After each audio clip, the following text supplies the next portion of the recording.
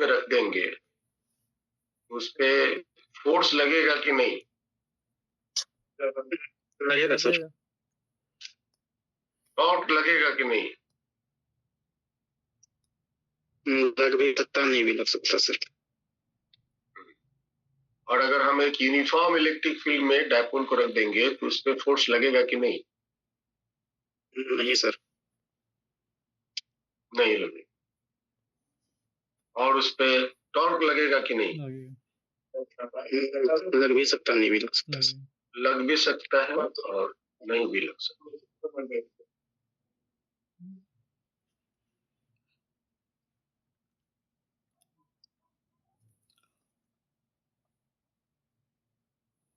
मान लो कि एक ये डायपोल है, जो 3 चार्जेस, डायपोल छोड़ो, 3 चार्जेस, -q, +q और एक +q, 3 चार्जेस। ठीक है, ध्यान से सुनिएगा क्वेश्चन और नीट के लिए इसको इंपॉर्टेंट मार्क कर लीजिए। एक पॉइंट यहाँ P है जो इससे x दूरी पर है और ये चार्ज दोनों के बीच की दूरी L है।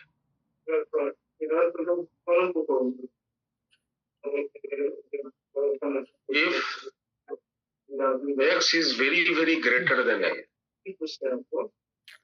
find E at P। कहाँ से आवाज आ रहा है? म्यूट कर लो फिर।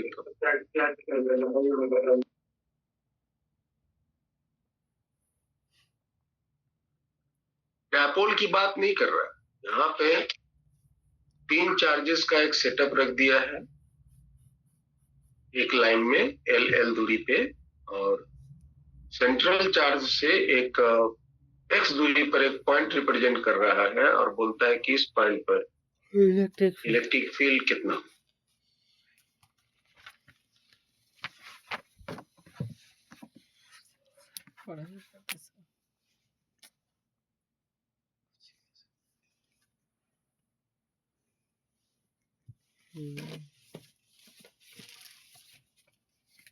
क्वेश्चन समझ में आया? प्रिंस, क्वेश्चन समझ में आया? हाँ सर, आया समझ। कैसे बनाओगे, कुछ आइडिया दो। Yes sir. बनाओगे कैसे? तो पहले सर डायपोल लगेगा, उसका पहले ये करेंगे, डिसाइड करेंगे। हाँ, सबसे पहली बात तो ये हुआ कि ये जो एक चार्ज है -q, ये देखो ध्यान से, ये चार्ज है -q और ये वाला चार्ज अंतिम वाला ये +q। क्योंकि ये L बहुत छोटा है x से, तो क्या हम इसको एक डायपोल के रूप में मान सकते हैं? बोलो ना। ये तो अगर आप सिर्फ इसको देखो। Yes sir.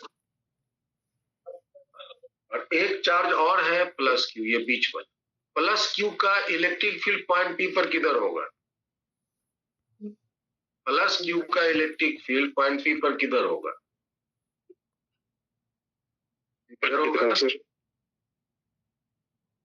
होगा ना सर? +q का इलेक्ट्रिक फील्ड इस डायरेक्शन में होगा, इधर। ये इलेक्ट्रिक फील्ड हुआ किसके कारण? सिर्फ चार्ज q के कारण। इसको हम E1 नाम दे देते हैं। और ये जो एक डायपोल है, ये माइनस चार्ज ये और ये प्लस चार्ज ये, जिसकी डायपोल मोमेंट की ये डायरेक्शन हुई, नेगेटिव से पॉजिटिव ये डायरेक्शन हुई, इसके कारण इलेक्ट्रिक फील्ड किधर होगा? इसी पॉइंट पर, इस डायरेक्शन में। यस डायपोल मोमेंट का अपोजिट डायरेक्शन में। Yes sir. और ये इलेक्ट्रिक फील्ड आपका हुआ इलेक्ट्रिक फील्ड 2।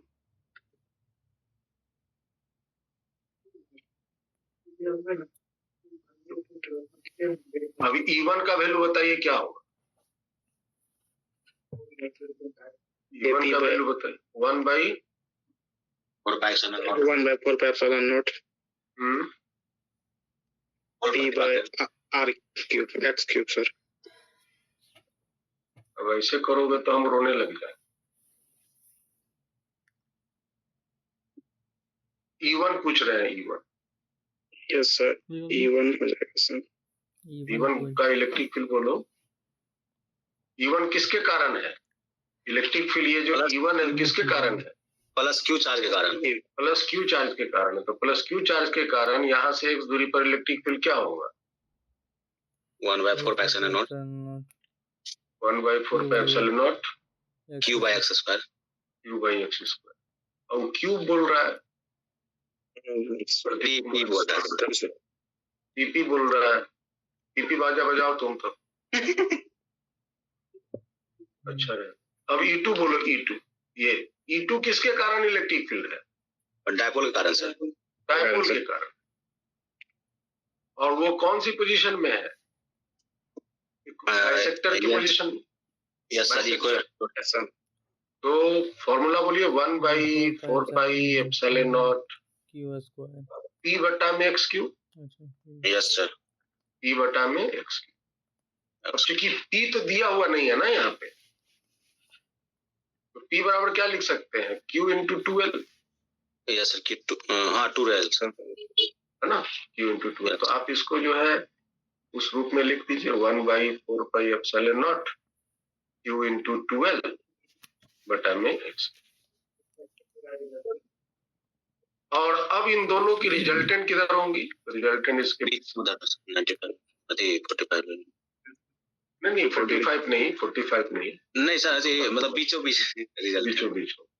तो पॉइंट P पर electric field root under E1 square plus E2 square और E1 E2 की वैल्यू यहाँ पे प्लेस करो तो Q by 4 pi epsilon naught x square ये सब कॉमन हो जाएंगे। रूट के अंदर में सब है ना, ये कॉमन हो जाएंगे। यहाँ पर बच जाएगा 1 का स्क्वायर और यहाँ हो जाएगा 2L by x का स्क्वायर। समझ आया? ये 2L ऊपर रह जाएगा और x एक नीचे रह जाएगा और यही आपका आंसर है। ठीक है जी। Yes sir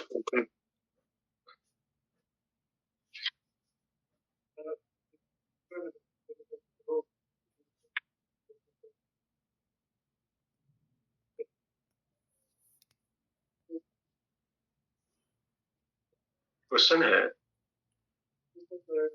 find the angular position. Sir उसका इम्पैक्ट नहीं पड़ेगा कुछ एक्स जो बहुत ज्यादा है एल से? नहीं बस इतना ही आंसर कर देंगे। x और l के टर्म में तो आंसर करना ही है ना। यस x और l के टर्म में तो आंसर करना ही है। आप इसको चाहो तो थोड़ा और मिनिमाइज कर सकते हो, ऑप्शन देख लेना। हाँ सर ये जैसे 2L है तो उसको x है तो बहुत ज्यादा बड़ा है तो उसको फिर उसको यहाँ तक तो ठीक रहेगा, यही रहेगा। यस सर तो वही। अब हम यहाँ देखो कुछ कर सकते हैं। यहाँ क्या कर सकते हैं कि 1 प्लस ये क्या हो गया, ये पावर में 2 है। यस सर पावर में 2 है। ये हो गया क्या 4L square by x square. Yes sir और ये जो रूट है आपका रूट, इस रूट को हम पावर 1/2 लिख सकते हैं। अच्छा हाँ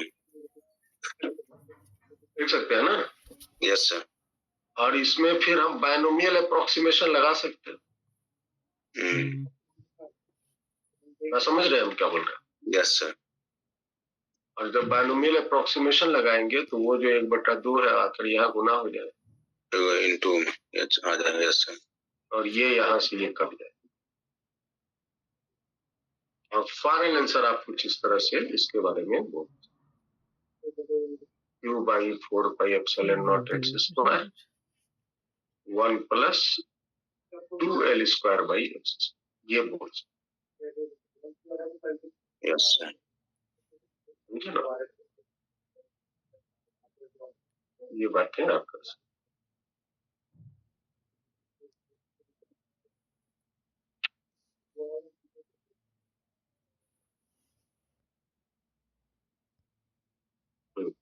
तो हम एक क्वेश्चन ले रहे थे,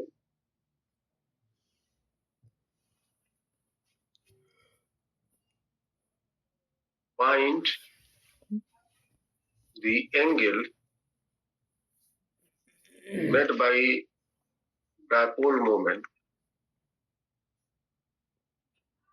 of an electric dipole with electric field, so that the numerical value of potential energy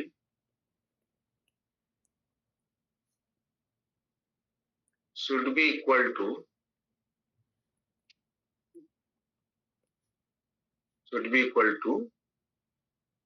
root 3 times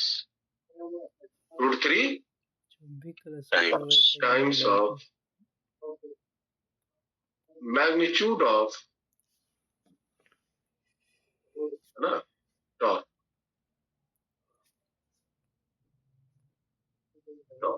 by electric field.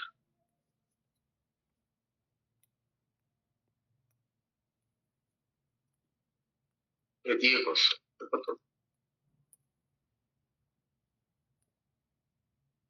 वो एंगुलर पोजीशन बताइए जिस पर पोटेंशियल एनर्जी की न्यूमेरिकल वैल्यू और टॉर्क की वैल्यू के बीच का संबंध, मतलब पोटेंशियल एनर्जी रूट 3 टाइम्स हो इसके टॉर्क से, न्यूमेरिकल वैल्यू।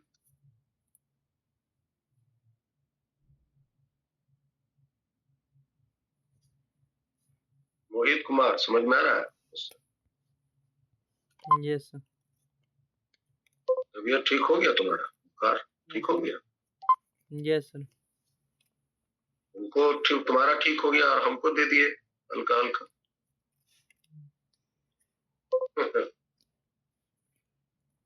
एक्चुअली में मौसम चेंज हो रहा है ना। Yes yes sir.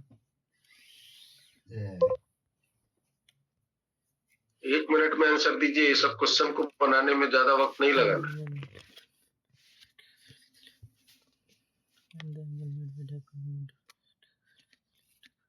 Potential energy की न्यूमेरिकल वैल्यू बराबर होनी चाहिए root 3 times of the torque, torque का मैग्नीट्यूड।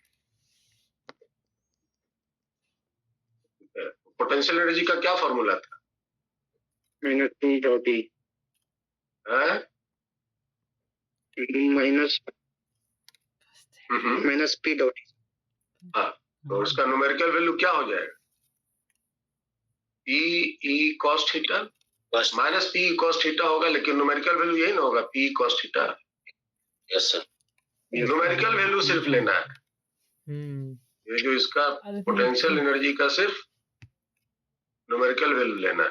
हालांकि पोटेंशियल एनर्जी का फॉर्मूला है P cos थीटा माइनस 1, यही है ना? जो पोटेंशियल एनर्जी का किसी एंगुलर पोजीशन पर फॉर्मूला है माइनस P डॉट। बिल्कुल सही जवाब दिए हो तुम। P cos थीटा ये होगा, इसका न्यूमेरिकल वैल्यू क्या होगा? यही इसका न्यूमेरिकल।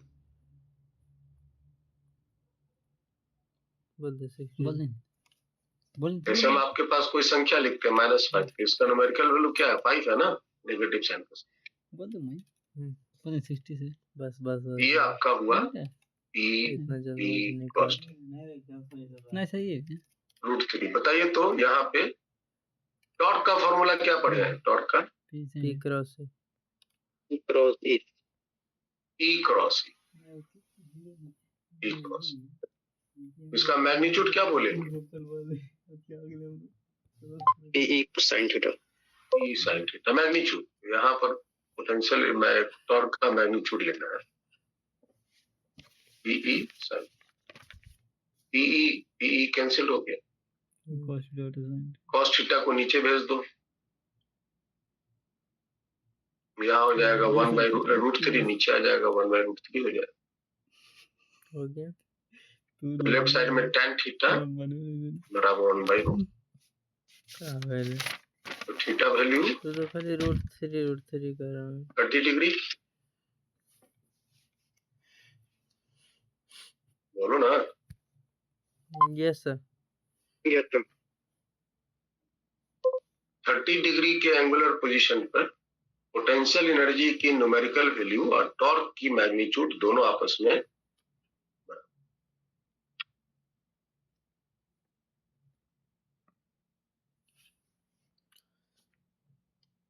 एक क्वेश्चन बताओ।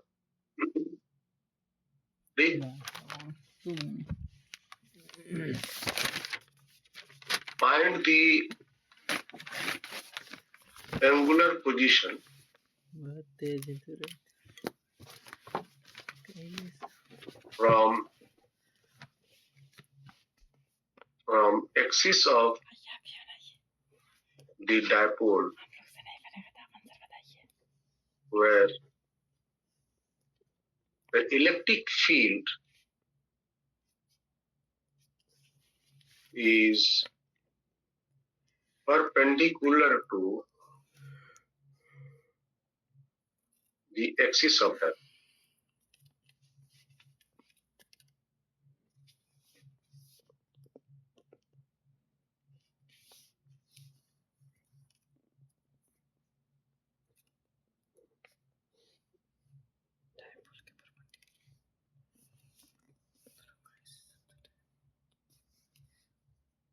ये क्वेश्चन देखने में छोटा लगता है बड़ा गंभीर। गाँव करेंगे।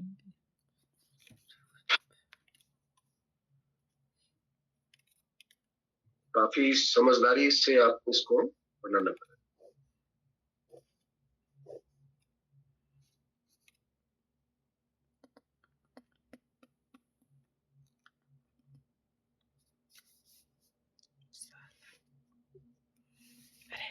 क्वेश्चन समझ में आया प्रिंस? ये पहले बताओ। आएगा तभी आपका हाथ चलेगा, नहीं आएगा नहीं चलेगा। अच्छा एक बात तुम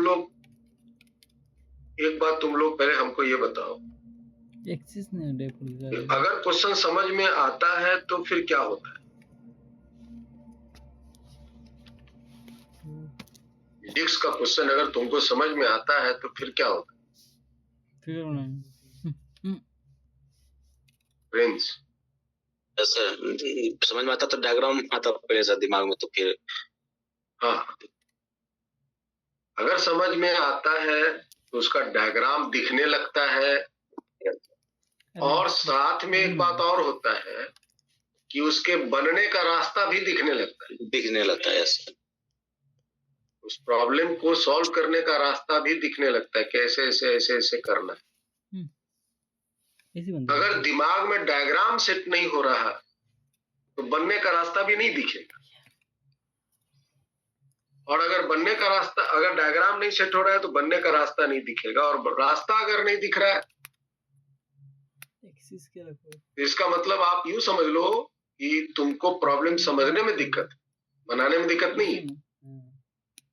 उस प्रॉब्लम को तुम फिर एक बार पढ़ो, 2 बार पढ़ो, पहले समझो।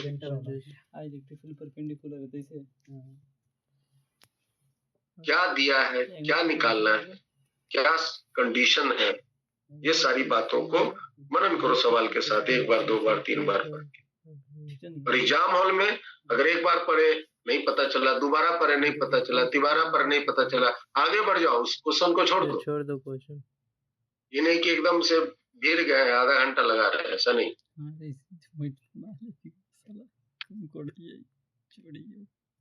अब आइए हम इस सवाल के साथ पता नहीं देखो ध्यान जा रहे, लेकिन क्या दिया है वो सब। जैसे कि मान लो एक ये डायपोल है, देखो ध्यान से, ये एक निगेटिव चार्ज मान लो ये है और एक पॉजिटिव चार्ज है, कहाँ है सर? ये आपकी डायपोल हुई। अच्छा, इतना दूर पे बना हुआ है। तो और ये डायपोल आप जानते हो कि डायपोल का ये एक्सिस हुआ, नेगेटिव से पॉजिटिव ये ना एक्सिस हुआ। हमेशा हम कोई भी दूरी या कोई भी जगह हम जब मेजर करते हैं तो हम डायपोल के सेंटर से मेजर करते हैं। Yes sir. आपको पता है ये दो वाइटल पॉइंट इस डायपोल के होते हैं, एक ये एक्सियल लाइन और इसको बोलते हैं इक्वेटोरियल लाइन, इक्वेटोरियल लाइन। ये दो पॉइंट हैं जो डायपोल के साथ, ये दो वाइटल लाइन। अब जरा यहां से एक्स दूरी, यहां एक्सिस पर तुम गौर करो, यहां से एक्स दूरी आगे और उतना ही एक्स दूरी यहां से आगे।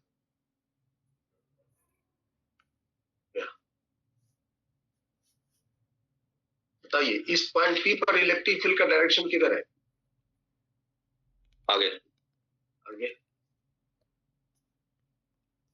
आगे। और यहां पर इलेक्ट्रिक फील्ड का डायरेक्शन किधर है? ऊपर, पीछे। पीछे। अच्छा सॉरी। तो क्या दिख रहा है तुम? अगर हम इसको E1 नाम देते हैं, इसको E2 नाम देते हैं, पॉजिटिव से नेगेटिव रहता है तो क्या दिख रहा है? अगर हम मान लो कि यहां से ऐसे चलते हैं, ये मेरी रास्ता है, ये मेरा रास्ता है, अगर ये रास्ते पे हम चल रहे हैं, यहां से यहां तक ऐसे चल रहे हैं, तो इलेक्ट्रिक फील्ड का डायरेक्शन 180 मुड़ गया। Yes sir. इलेक्ट्रिक फील्ड का डायरेक्शन 180 मुड़ गया। 180 मुड़ गया। इसका मतलब रास्ते में कहीं ना कहीं ऐसा जरूर एक पॉइंट होगा जो इलेक्ट्रिक फील्ड ऐसा होगा। Yes sir. अगर एक पॉइंट को P मान लिया जाए तो यहाँ पे इलेक्ट्रिक फील्ड जरूर होगा जो एंगल कितना बना रहा है? 90 डिग्री एक्सिस के साथ।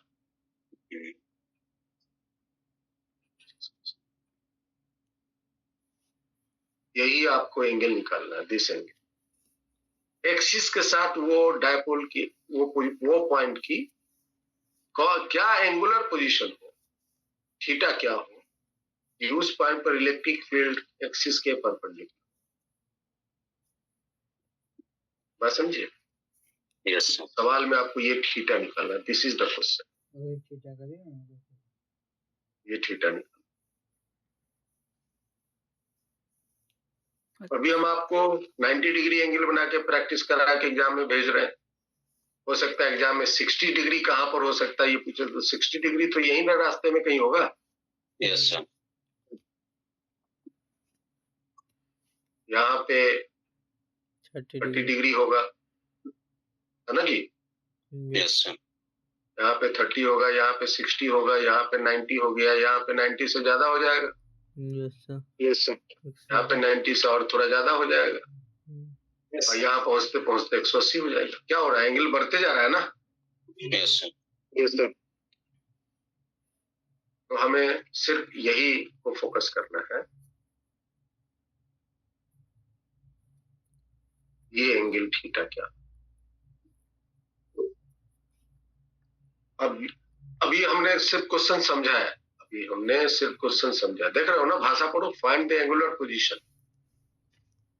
From axis of dipole. Axis of dipole का एंगुलर पोजीशन बताइए, तो कौन सी एंगल बताइए?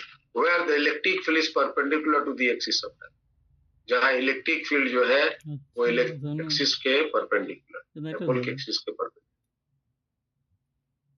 इतना शॉर्ट लाइन में कितनी बड़ी क्वेश्चन पूछ दिया है।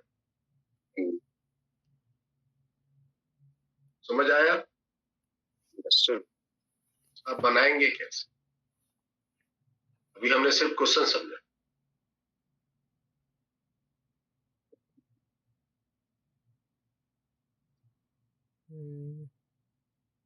क्वेश्चन समझने के बाद रास्ता तय करना है मेरे। चलो बताओ, फटाफट बताना। इस डायपोल का डायपोल मोमेंट ये हुआ। Yes, yes sir. इस डायपोल मोमेंट का इस डायरेक्शन में कंपोनेंट कितना होगा? P sine P cos theta और इस डायरेक्शन में P sine P sine theta. P sin।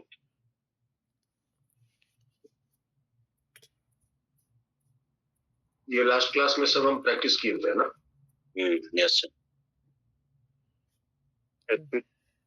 P cos theta और इधर में P sin। तो बच्चा बताइए इस पॉइंट P पर x दूरिया, इस पॉइंट P पर electric field P cos theta के कारण किधर होगा? सेम डायरेक्शन में। Yes, sir. कितना होगा? अगर हम इसको EX नाम दे दें, 1/4 4 pi x naught pi epsilon naught 2 P cos 2P cos theta by X square. x cube बेटा, x cube. X cube, sir. ठीक। अच्छा, P sin थीटा के कारण इस डायरेक्शन में होगा, अपोजिट परपेंडिकुलर। Yes, sir. और यहाँ पे मान लो इसको हम E थीटा नाम दे दिए। E थीटा का मान कितना होगा? Even for epsilon naught P sin theta by X square. 1/4 pi epsilon naught minus P sine P sin theta by x square. यही है ना? Yes, sir. और इसका मतलब इसी दोनों का रिजल्टेंट ये है। Yes, sir. बहुत दिमाग लगा दिया। अब देखो, ये आपकी थीटा है, एक्स स्क्वायर होगा सर वहाँ। x क्यूब होगा, स्क्वायर लिख दिया था ना, x क्यूब होगा। अच्छा ये बताओ, ये थीटा है, ये 90 है, तो ये कितना होगा बताओ? 90 minute 90 minutes. 90 minus theta. Yes ये 90 माइनस, हाँ सर 90 ये अगर 90 माइनस थीटा तो ये कितना? 90 माइनस थीटा वो भी 90 20 minutes theta, sir. ये भी 90 माइनस थीटा, तो फिर ये कितना? Theta theta. थीटा समझा। तो tan थीटा बराबर क्या हो जाएगा बताओ? tan थीटा बराबर हो हाँ, X by E theta. EX by E theta. tan theta Rohit EX की वैल्यू बता दीजिए, आप सब निकाल के रखे हो। 1/4 pi epsilon not P by x की तो कट जाएंगे ना, 1/4 pi epsilon not P by x। Yes, sir. यहाँ पर हो जाएंगे 2 cos थीटा, 2 cos थीटा और नीचे में हो जाएगा sin थीटा। होगा कि नहीं? Yes sir. तो लेफ्ट साइड में आपके हो गए tan थीटा, राइट साइड में हो जाएगा 2 में tan थीटा, cos को नीचे भेज दिया यस सर। और tan को स्क्वायर कर देंगे इधर। tan स्क्वायर थीटा बराबर 2, यस सर। tan थीटा बराबर √2, tan थीटा बराबर √2। Yes sir. तो थीटा बराबर tan इनवर्स, ये थीटा निकालना था। यस ये थीटा आपको इस एंगुलर पोजीशन पर क्वेश्चन ही नहीं जो समझ डायपोल है,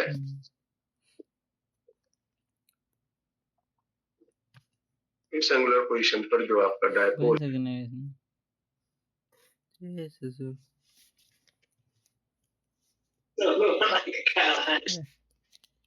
थीटा मतलब थीटा से दूरी पर निकल रहा है, थीटा पोजीशन में यहाँ पे आई एक्स बराबर एक्स से दूरी, उसकी इलेक्ट्रिक फील्ड एक्सिस के परपेंडिकुलर। ऐसे ही मैं ठीक है, एक्स भी कौन सा डायपोल पड़ेगा के पहले क्वेश्चन और सब। Find the work done to rotate the dipole, W बराबर जानो होते हैं from minus P cos theta 30 degree to होता है 60 degree, measured with electric field, uniform electric field.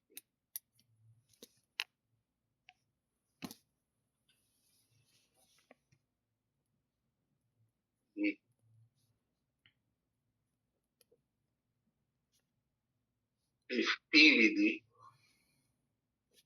dipole moment.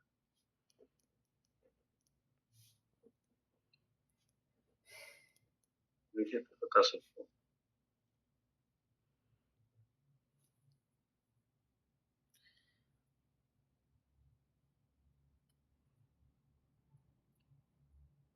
Find the work done to rotate the dipole.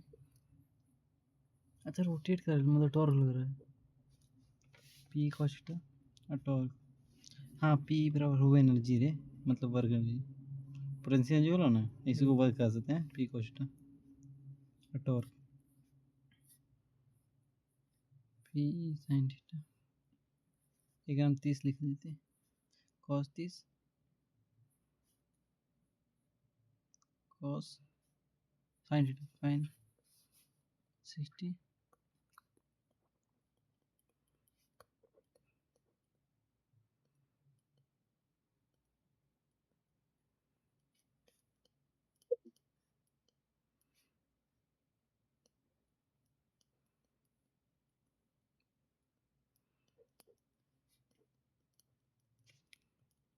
तुझे तो बनाने में sir P by 2 into root under 3 minus 1. अच्छा यहाँ work done किसके कारण निकालना है? एक्सटर्नल फोर्स के कारण, इलेक्ट्रिक फील्ड के कारण? यहाँ निकालना एक्सटर्नल फोर्स के कारण। भाषा पढ़ो समझ में। वर्क डन टू रोटेट मतलब रोटेट करा। कुछ भी बेटा नहीं थीटा 1 से थीटा 2 तक रोटेट कराने के क्या फॉर्मूला दिए बताइए। देखिए work done by external force theta 1 से थीटा 2 के लिए PE cos theta 1 minus cos PE तो न्यूमेरिकल वैल्यू दिया जा सकता है लेकिन यहाँ नहीं दिया है, हम इसी को यूज करेंगे। 30 डिग्री से इसको 60 डिग्री लेगा। 30 डिग्री क्या हुआ √3/2 60 हो गया 1/2। क्या इतना ही आया है फ्रेंड्स? Yes sir. तो दिस इज द आंसर। ये सब तो फार्मूला बिठाना था बस याद लेने में समझ आया? Yes sir. स्मार्ट बनने लेकर आ गई समझता लास्ट क्वेश्चन करवा की करती कुछ भी बोल के हार जाना ये सब वैल्यूएशन घटाता है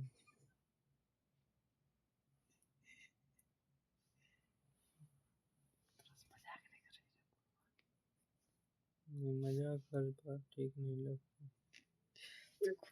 तू हमारा रास्ता बने चली हमारी सब गलत रास्ते तू कर रहा है हाँ ठीक है स्टेप पीछे नहीं था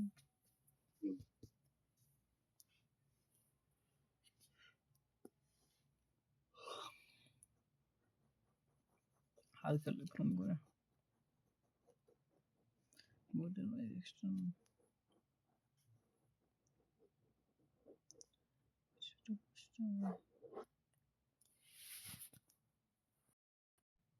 HCl HCl का सिंपल है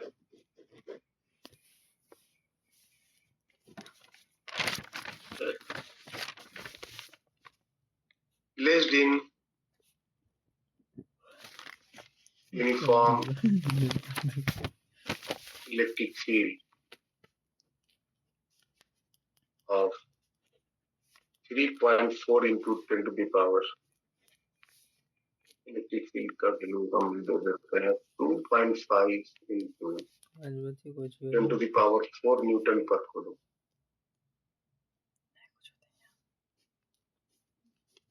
If dipole moment, अच्छा H और Cl के बीच का एंगल क्या है?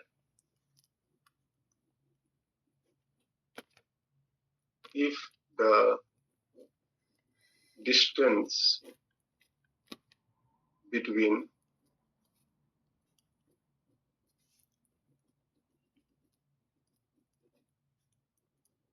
H plus and Cl minus ion is 2.5 angstrom. Okay. 2.5 angstrom. Find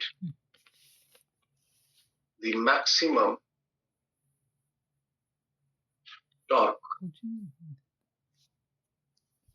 that can act on the molecule.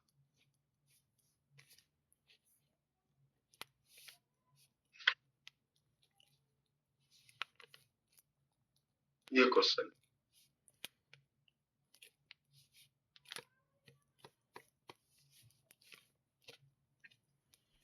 आपको पता है ना कि मॉलिक्यूल सभी जो होते हैं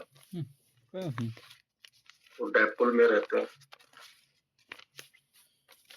जैसे HCl कैसे बनता है? H plus और Cl. H plus Cl minus ऐसे बनता है ना. हाइड्रोजन जो है ये बेचारा के पास एगो इलेक्ट्रॉन है, क्यों ना है? वो डोनेट कर देता है किसको? क्लोरीन.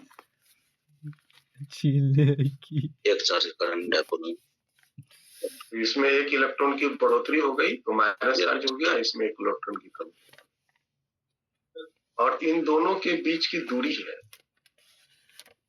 2.5 एंगस्ट्रॉम. पढ़े हैं, पूछा हो ठीक है.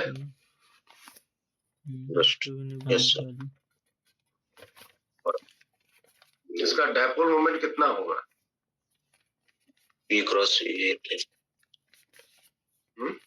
डायपोल मोमेंट तो शायद अति हो जाएगा Q into L हो जाएगा तो सर Q 1 इलेक्ट्रॉन हो जाएगा. ले लेते हैं तो Q कितना होगा? E होगा ना. Yes sir. E और into L हो जाएगा. Yes sir. E कितना हुआ? 1.6 into 10 10.19 coulomb.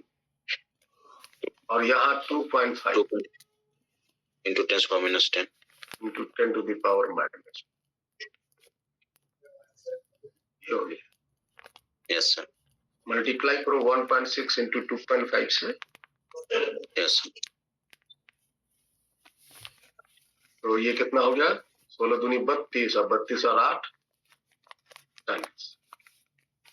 4 into 10 to the power minus 39 yes sir. 4 into 10 coulomb metre. Coulomb metre. 39 नहीं 29 ना. 29 यस सर. और P cross इस. अब टॉर्क का क्या फॉर्मूला है? PE sin theta. sin theta. अगर हमको इसका मान मैक्सिमम चाहिए, tan थीटा का मान मैक्सिमम लेना पड़ेगा 90 sin थीटा का मान मैक्सिमम लेना पड़ेगा 90 डिग्री. Yes sir. ये हो जाएगा P गुना E. Yes. E का वैल्यू आपके पास है 4 into 10 to power minus 29 और E की वैल्यू है 2.5 into 10 to the power. E है ना. E yes sir. Yes. 25 चौके 100 10 हो गए. 10⁻⁻25 माइनस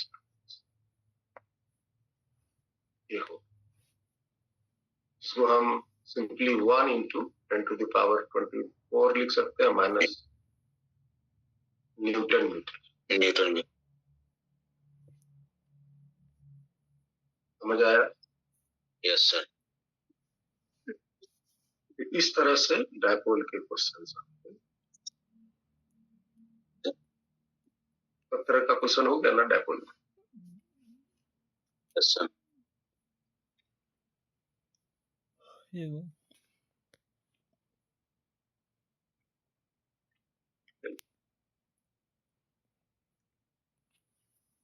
वो हम शुरू करते हैं फ्लक्स गॉस लॉ। फ्लक्स इसमें तो झंडा काट देना है। गॉस लॉ का क्या कहना है? पहले इलेक्ट्रिक फ्लक्स पढ़ लेते हैं। Yes sir.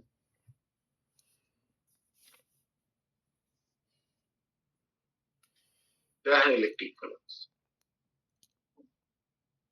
When yes sir. then sir electric field lines linked with a surface given surface. linked मतलब भेदना। linked मतलब भेदना। भेदना मतलब छेद करके पार से ऊपर जाना।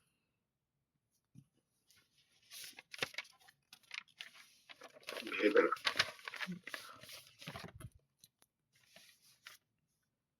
with a given surface. Then we say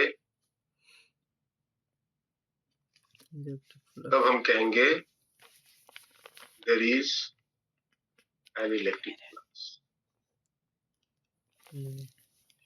अगर लाइंस इलेक्ट्रिक लाइंस अगर भेद के किसी सतह को भेद के इस पार से उस पार जा रहा है तो हम बोलेंगे कि फ्लक्स हुआ।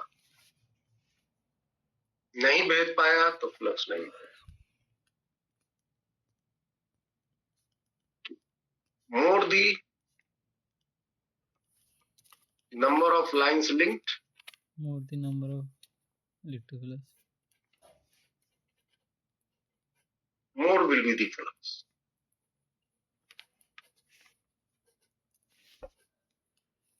समझ में आया? जितना लाइंस भेदेगा हम कहेंगे उतना ही ज्यादा फ्लक्स।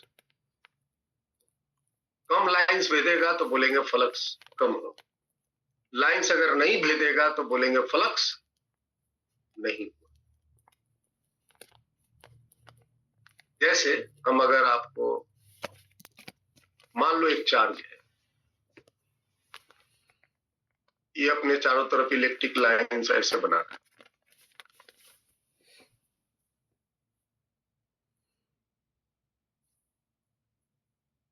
ये अपना इलेक्ट्रिक लाइंस ऐसे बनाया, दिख रहा है?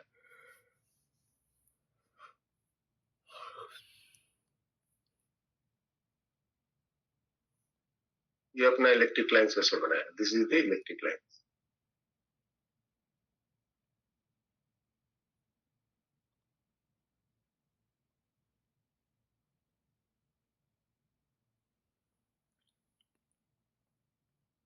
अब मेरे पास एक सरफेस है, मेरे पास एक ये इस तरह का सरफेस है, ये सरफेस। अब हम इस सरफेस को एक बार यहां ले जाकर के रख,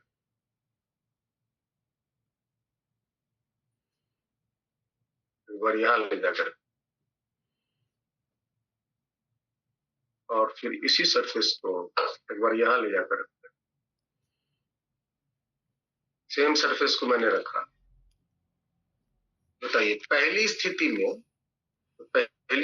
है 5 गो, इसमें कितने लाइंस भेज रहे हैं? 5 1 2 3 4 5। अब दूसरी स्थिति में कितने लाइंस भेज रहे हैं? 2 तो कहां पर फ्लक्स ज्यादा है?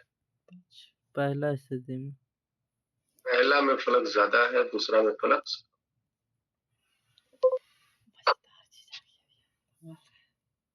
ठीक है। लाइंस भेजेगा तो फ्लक्स होगा, नहीं भेजेगा फ्लक्स नहीं होगा। मैथमेटिकली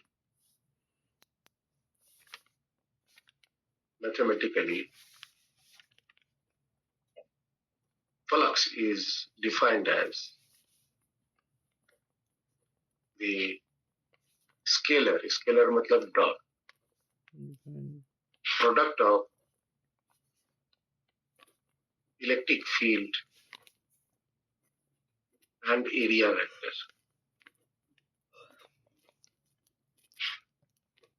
इलेक्ट्रिक फील्ड और एरिया वेक्टर के ई डॉट, ये हम फॉर्मूला लगाते हैं जब इलेक्ट्रिक फील्ड यूनिफॉर्म है, और जब यूनिफॉर्म नहीं है तो हम इंटीग्रेशन ई डॉट। समझ आया?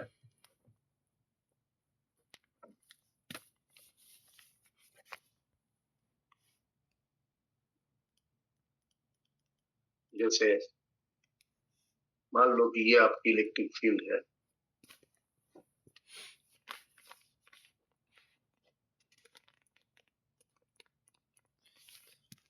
यूनिफॉर्म इलेक्ट्रिक फील्ड है, और इस फील्ड में हम एक प्लेट को ऐसे रख देते हैं,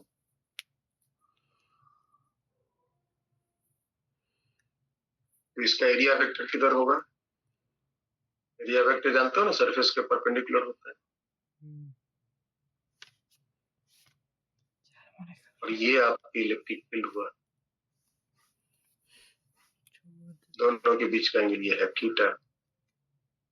तो अब यहाँ पे फ्लक्स कितना होगा? E dot A cos dot product है ना,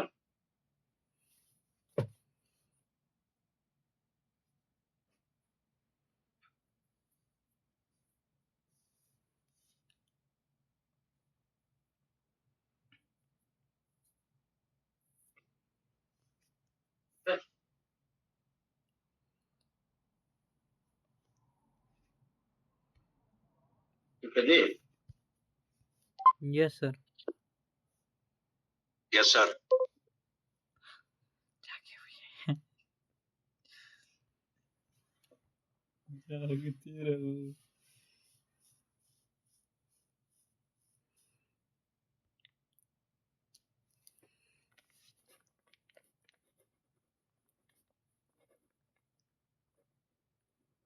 थोड़ी सी हम इलेक्ट्रिक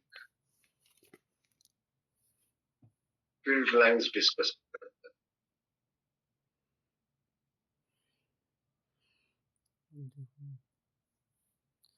इसमें इलेक्ट्रिक फील्ड लाइंस क्या होता है?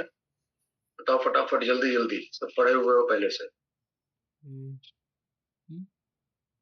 Electric charge electric field line उसको कहते हैं जो एक ही डायरेक्शन में हो। चुप रहा। The electric field is graphically represented by electric lines of forces। Electric field को ग्राफिकली दर्शाने के लिए मेरे पास ये तरीका है, इलेक्ट्रिक लाइंस। कोई भी चार्ज जो अपने आसपास इलेक्ट्रिक फील्ड बनाता है, उसको दर्शाने का ये तरीका है, electric lines of force.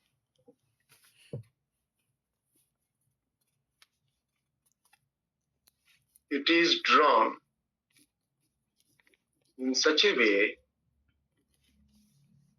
that the tangent at any point gives the direction of electric field at that point। ये इस प्रकार खींचा जाता है कि किसी भी जगह पर हम अगर एक टेंजेंट डाल दें तो उस पॉइंट पर वो टेंजेंट का डायरेक्शन इलेक्ट्रिक फील्ड का डायरेक्शन को रिप्रेजेंट करेगा। जैसे कि मान लो ये मेरे पास कुछ इलेक्ट्रिक फील्ड लाइंस है और हम चाहते हैं कि इस जगह पे पॉइंट पी जगह पे है ना इलेक्ट्रिक फील्ड का क्या डायरेक्शन है, तो हम इस पॉइंट पी पर एक टेंजेंट डाल देंगे। ये टेंजेंट का डायरेक्शन पॉइंट पी पर इलेक्ट्रिक फील्ड का डायरेक्शन बताएगा।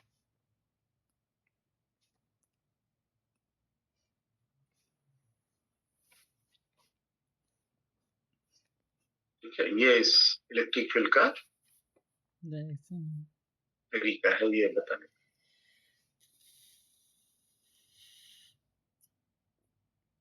How to draw electric lines.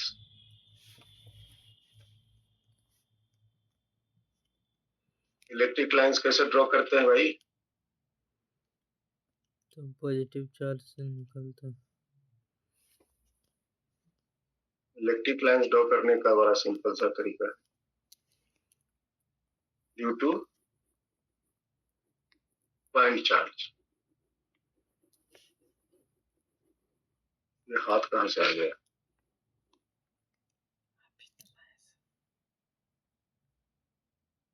Point charge के कारण इलेक्ट्रिक फील्ड,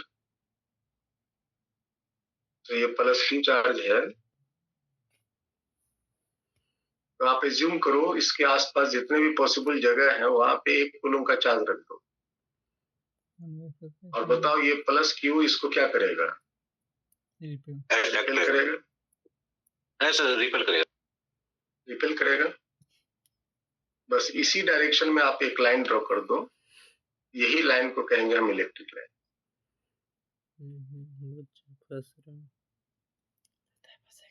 इसी लाइन को हम तो कहीं भी रख सकते हो, इसके चारों तरफ कहीं भी रख सकते हो, इसके चारों तरफ ये सब इलेक्ट्रिक लाइन्स है। हजारों लाखों की संख्या में कितनी बनेंगी ये हम आगे कैलकुलेट कर लेंगे। अभी कैसे बनते हैं वो सीखो। अगर ये नेगेटिव चार्ज है तो फिर अट्रैक्ट क्या होगा? अट्रैक्ट होगा, रिपेल होगा। पॉइंट चार्ज अगर बगल में रखोगे तो अट्रैक्ट होगा। तो वो डायरेक्शन आप ड्रॉ कर दीजिए अट्रैक्ट वाला, ये आपके इलेक्ट्रिक लाइन्स। ये बाहर निकलता है। अच्छा, इसलिए तो कहते हैं पॉजिटिव से बाहर निकलता है, नेगेटिव घुसता है। अगर दो चार्ज हैं,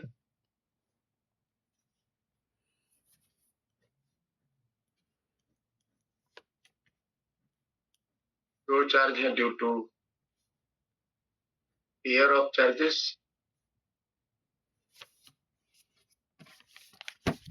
जैसे कि एक पेयर ऑफ चार्ज में प्लस है और दूसरा साइड माइनस है। बताइए। अच्छा, यहां से क्या सीखे?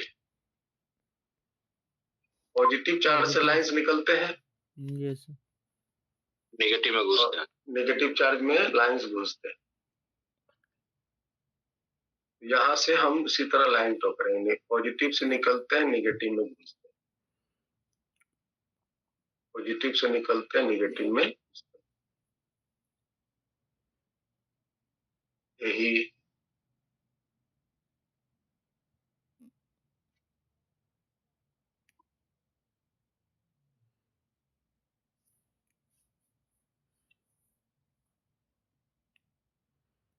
निकलना घुसना लग रहा है।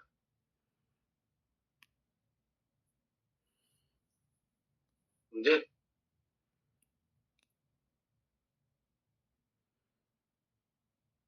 दोनों प्लस होता तो क्या होता?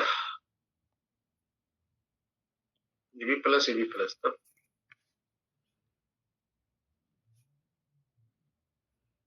दोनों प्लस होता तो क्या होता? दोनों से निकलते, दोनों से गलती दे दी सर यहाँ पे, निकलने वाला माइनस से लाइन ऐसा हो गया। सर बोले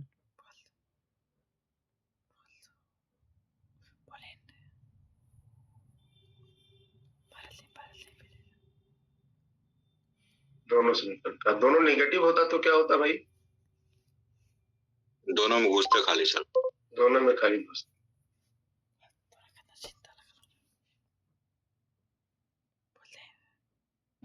अगर ये वाली स्थिति, ये आपकी कंडक्टिंग प्लेट है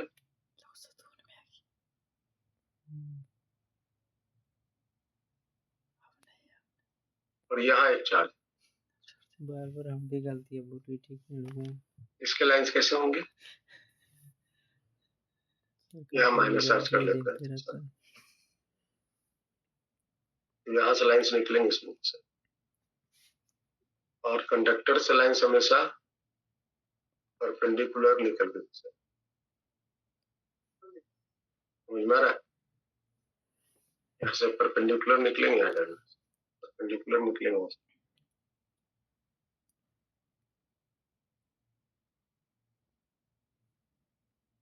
नेगेटिव है ना ये, से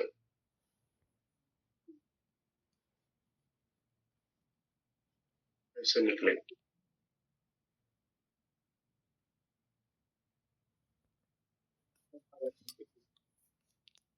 ठीक है, ये घुसना निकलना समझ में आया? Yes sir. Properties of electric lines of force.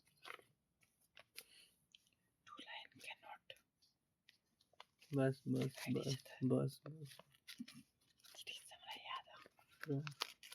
Electric lines of forces की properties.